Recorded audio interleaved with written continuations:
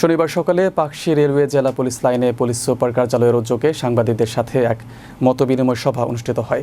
ঈশ্বরদী থেকে বিশেষ প্রতিনিধি টিএ পান্না জানান, অনুষ্ঠানে বক্তব্য রাখেন পাকশী রেলওয়ে জেলা পুলিশ সুপার মোহাম্মদ মেহেদী হাসান।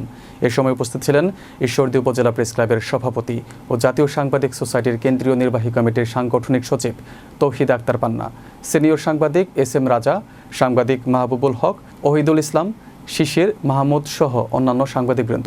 মতবিনিময় সভায় পুলিশ সুপার মোহাম্মদ মেহেদী হাসান গত এক বছরে রেলওয়ে পুলিশের বিভিন্ন অভিযানের সাফল্য তুলে ধরেন। তিনি জানান, ইয়াবা, হেরোইন এবং ফেন্সিডিল সহ বিভিন্ন প্রকার মাদকদ্রব্য উদ্ধার, মাদক মামলার আসামি গ্রেফতার এবং মোট মামলার পরিসংখ্যান নিয়ে বিস্তারিত তথ্য দেন। পুলিশের দেওয়া তথ্য অনুযায়ী মোট গ্রেপ্তার 89 জন, মাদক কারবারির বিরুদ্ধে সাধারণ ডায়েরি 12টি, উদ্ধারকৃত মাদকের মধ্যে গাঁজা 41 কেজি, হেরোইন 4 কেজি 600 গ্রাম, ইয়াবা 528 পিস, নেশাজাতীয় ইনজেকশন অ্যাম্পল 1126টি, টেম্পেন্টল ট্যাবলেট 402টি, কোডিনযুক্ত এসকোপ সিরাপ 640 বোতল, ফেন্সিডিল 150 বোতল, দেশীয় মদ 13 বোতল, কোডিন ফসফেট চৌকো 30 বোতল ও কোডিনযুক্ত MK ড্রাইল 30 বোতল।